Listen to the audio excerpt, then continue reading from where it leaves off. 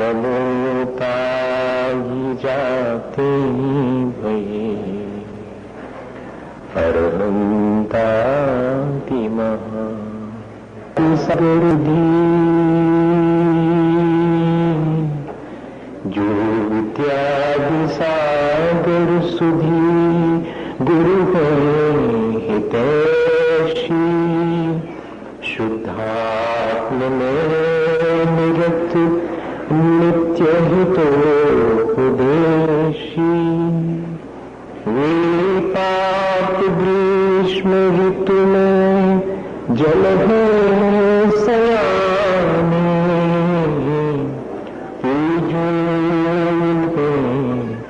सतत केवल ज्ञान पाने सतत केवल ज्ञान पाने। बोले भगवान महावीर स्वामी की, आचार्य कुंद कुंद स्वामी की, आचार्य गुरुवर विद्यासागर मुनि महाराज की।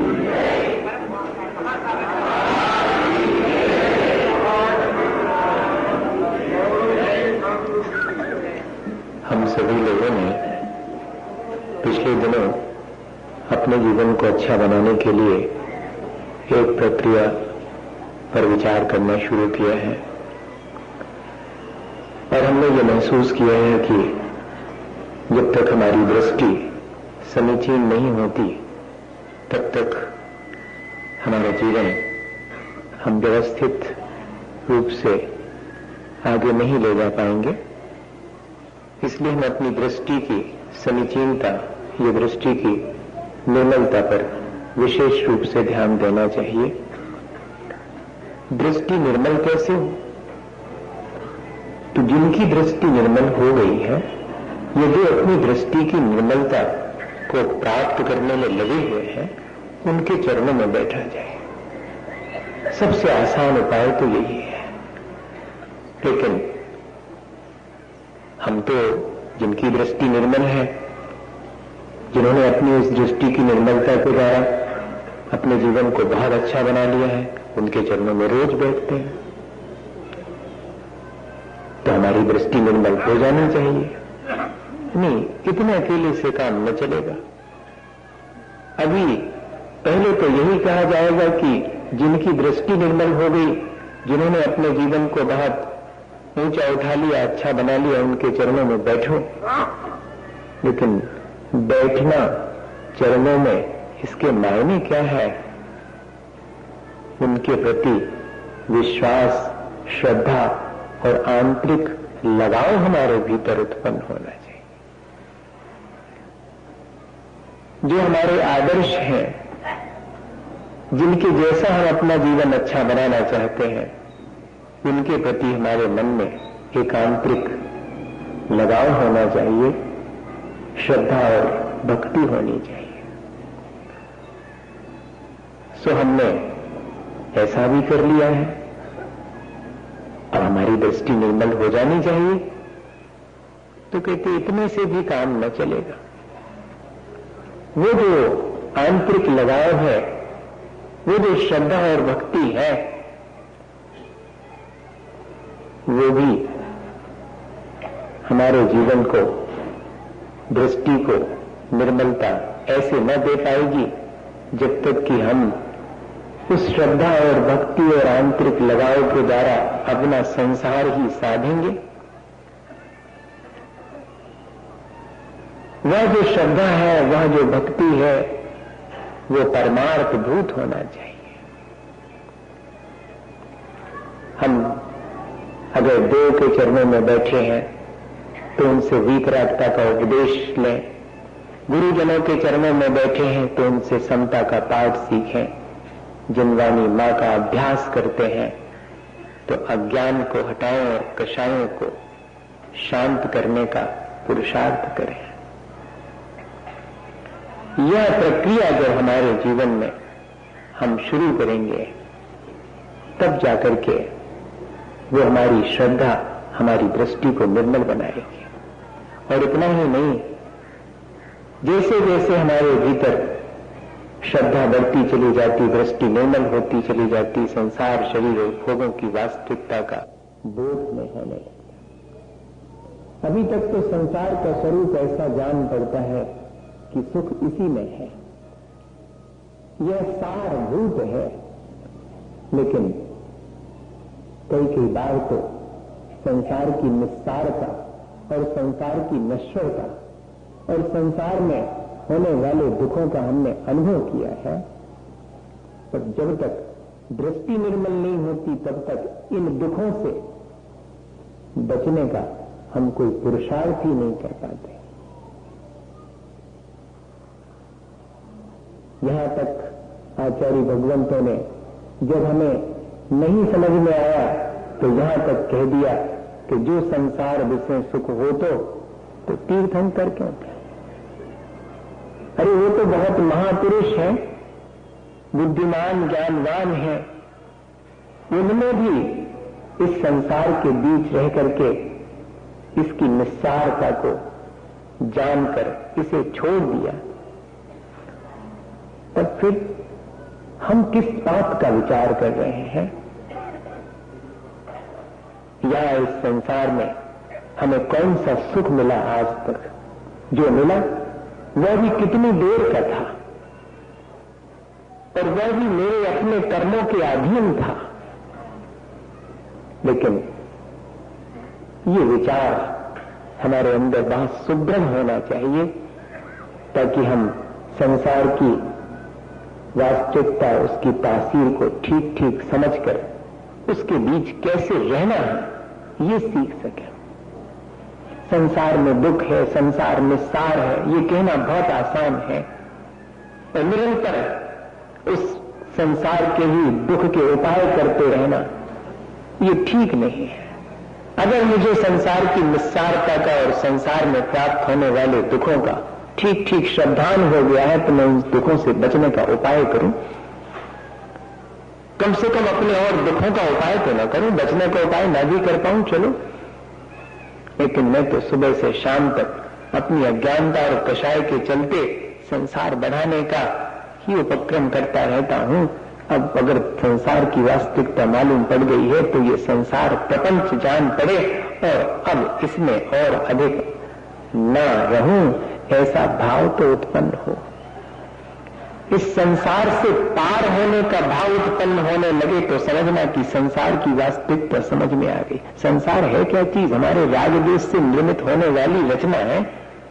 ये तो जो दिखाई पड़ता है वो तो लोक है, वो तो षड्द्रव्यों से निर्मित है, वो किसी ने नहीं बनाया, ना कोई इसे साधे और संभाले है, वो तो अपने आप उत्पाद व द्रव्य से युक्त द्रव्यों से निर्मित हुआ है। पर वो जो संसार मैंने बनाया है उसका तो बनाने वाला मैं ही हूं, उसे मिटाने वाला और उसे संभाले रखने वाला मैं ही हूं। वो मेरे रागद्वेष से निर्मित संसार है, वो असार है। तो मैं अपने रागद्वेष को रोज रोज घटाना शुरू कर दूं तो समझना कि संसार की वास्तविकता का बोध हो गया है। अब भगवान के चरणों में बैठना, गुरुजनों की सेवा करना और शास्त्र का स्वाध्याय करना अब सार्थक होने लगा है। भोग बुरे भव रोग बढ़ावे, बेड़ी है जग जी के और बेरस हो विपाक समय अपनी सेवत लागे नीक। आता सबको है, जानकारी सबको है, लेकिन अनुभूति इसीलिए लिखना पड़ा कि अहले दानिश कम याद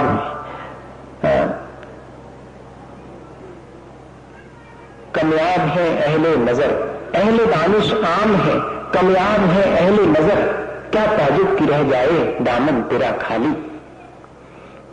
अहले दानिश तत्व के जानने वाले बहुत हैं, लेकिन अहले नजर, लेकिन तत्व दृष्टा कोई विरला ही होता है। 7 तत्वों का बारीक स्वरूप भी समझने वाले सैकड़ों लोग मिल जाएंगे, लेकिन तत्व के स्वरूप को अपने भीतर महसूस करने वाले बहुत विरले हैं। इसलिए सावधान रहना।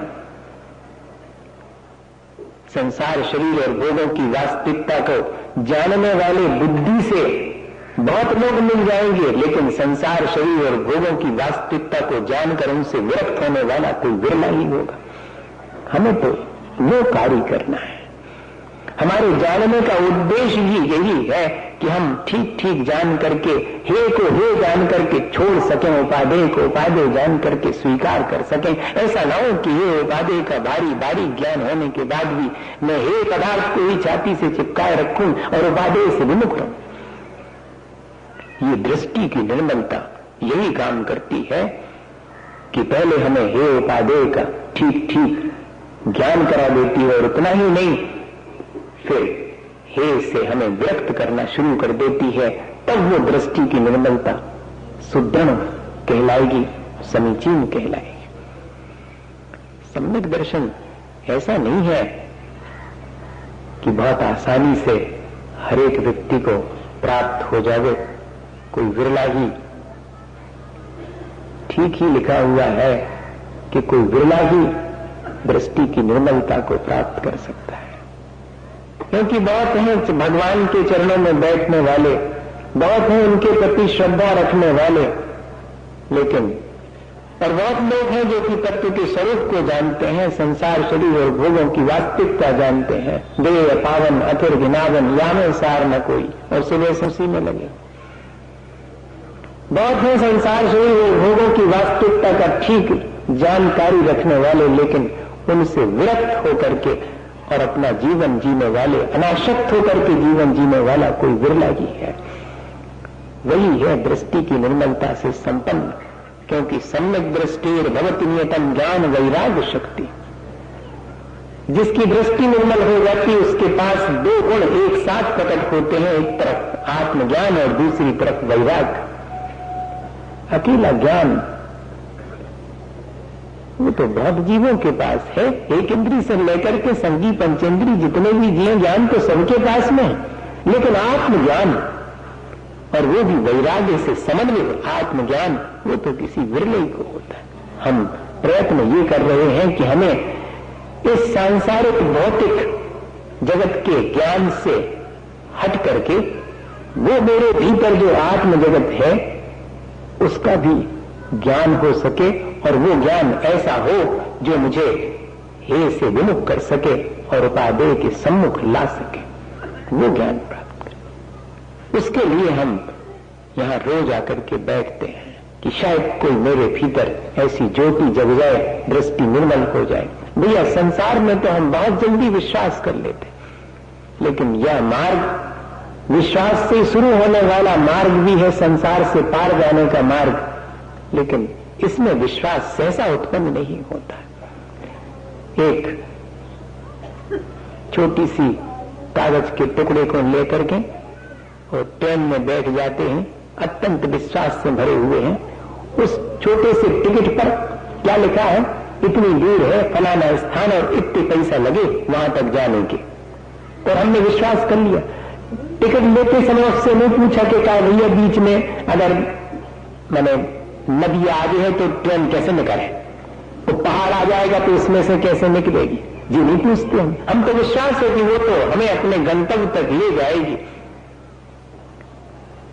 वहां संसार के कार्यों में जैसे हमारा विश्वास हो जाता है, ऐसे ही जिन्होंने दृष्टि की निर्मलता प्राप्त कर ली, जिन्होंने अपने जीवन को अच्छा बना लिया, उनके चरणों में तो हम बैठते हैं, उन पर तो विश्वास रखती, लेकिन उनकी कही हुई बात पर कितना विश्वास है जी जरा विचार कर ले। उनकी कही हुई बात पर विश्वास तो तब कहलाएगा जब मानो। अपन नहीं कहने लगते कि देखो कहा हमारी बात नहीं मानी, हमारी बात में विश्वास नहीं है, कहा तो हमने आज तक कहां मानी। आचार्य महाराज हमेशा कहते कि सब जने भगवान को तो मानते, मैंने भगवान की कई नहीं मानती।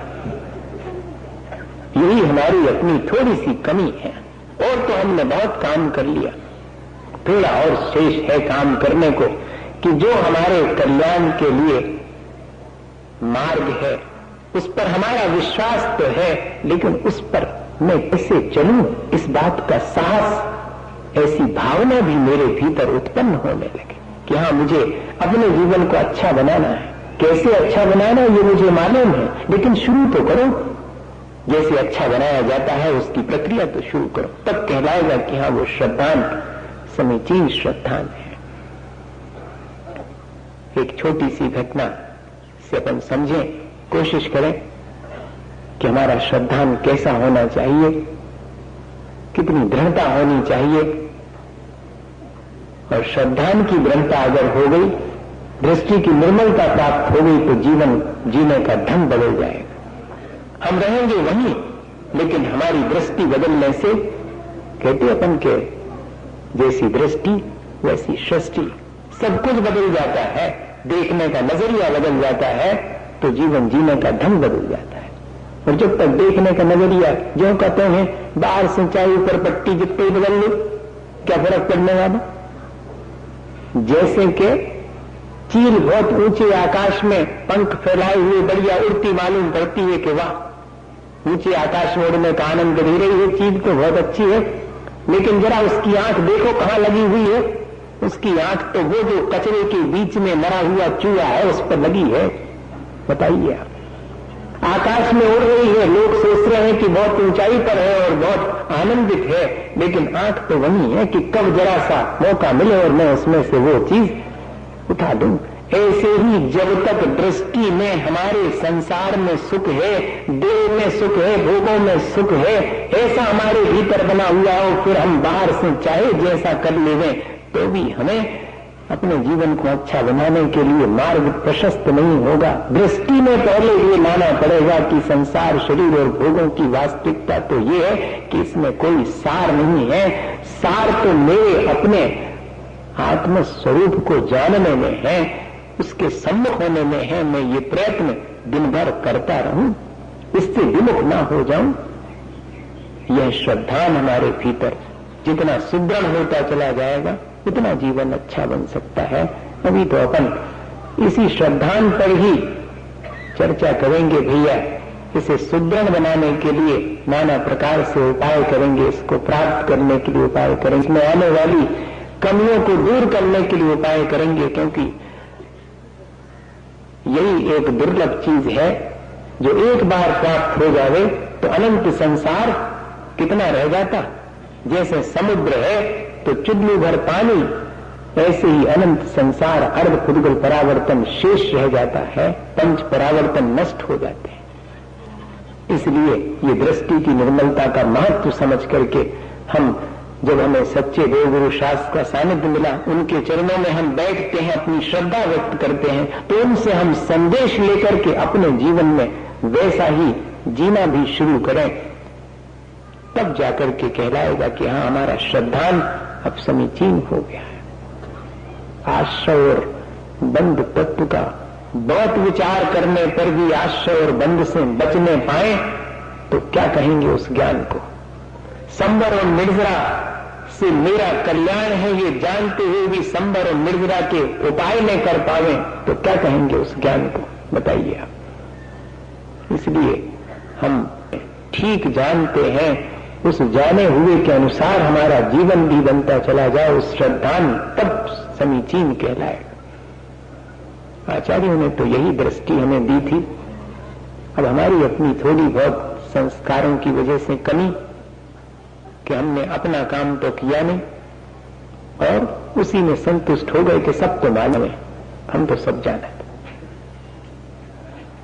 तो भैया अकेले सब जानने से नहीं होगा।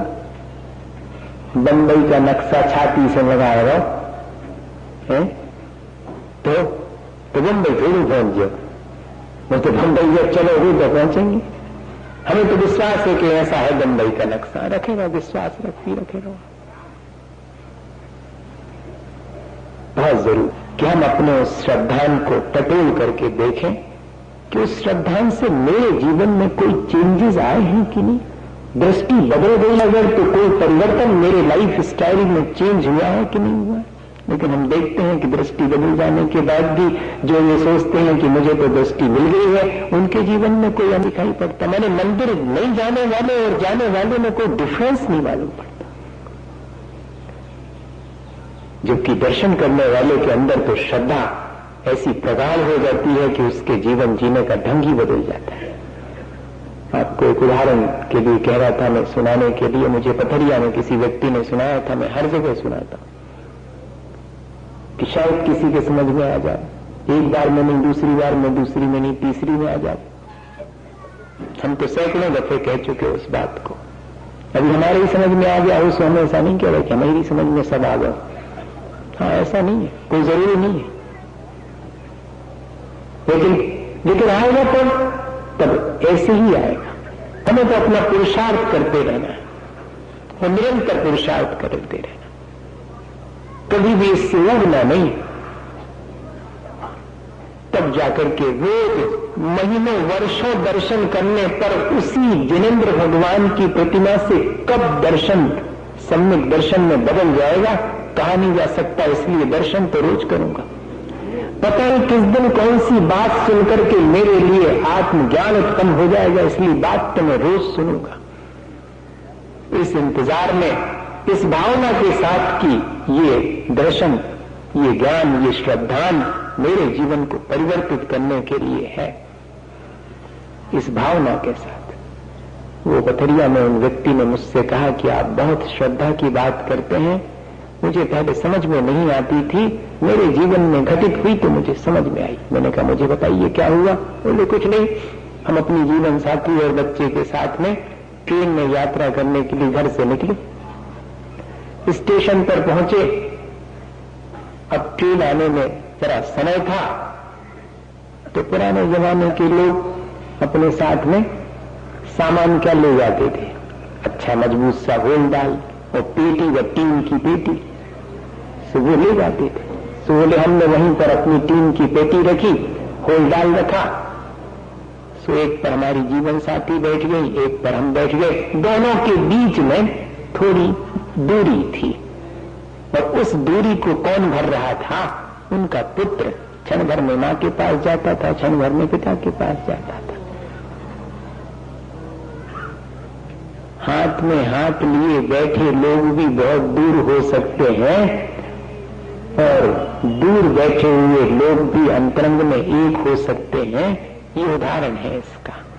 अब जमाना बदल गया। एक ऑनरेबल डिस्टेंस हुआ करती थी परस्पर एक दूसरे के सम्मान में।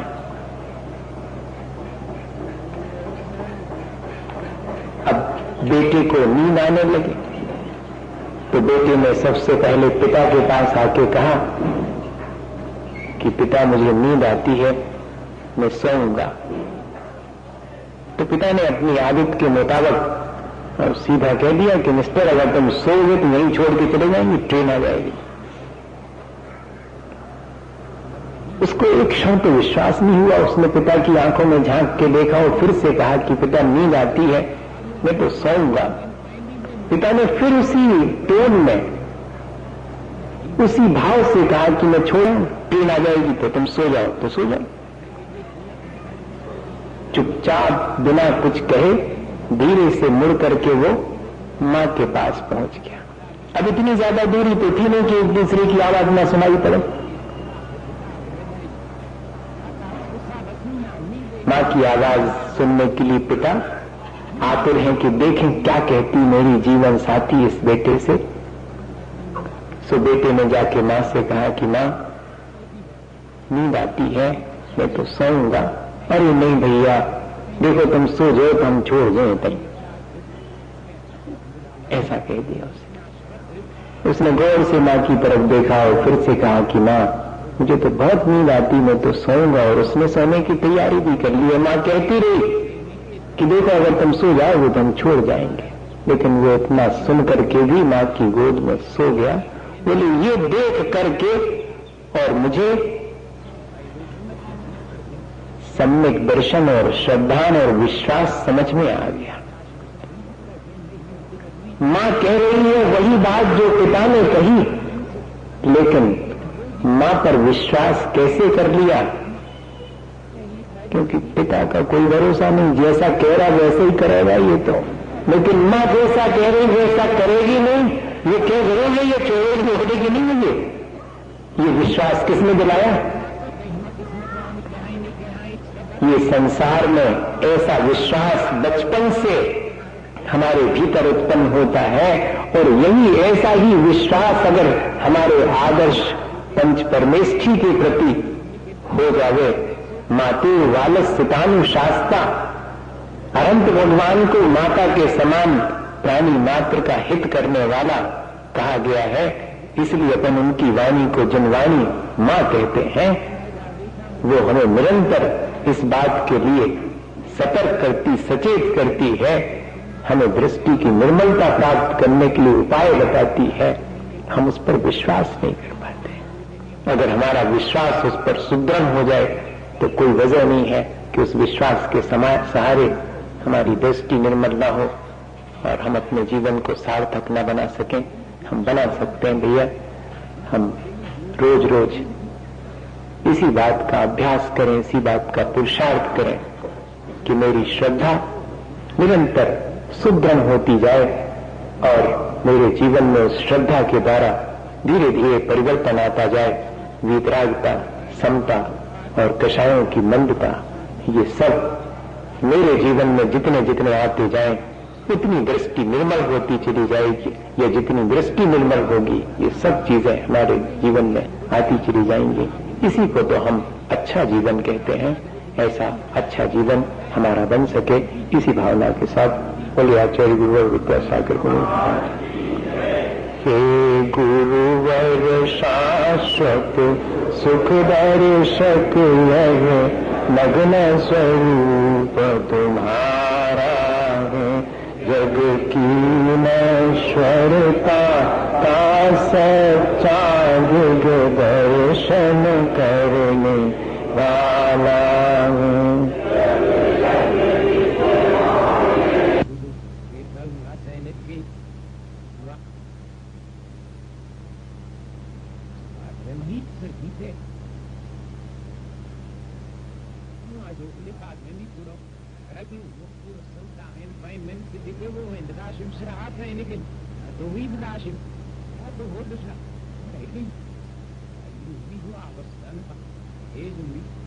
Hey, I don't understand. I don't understand.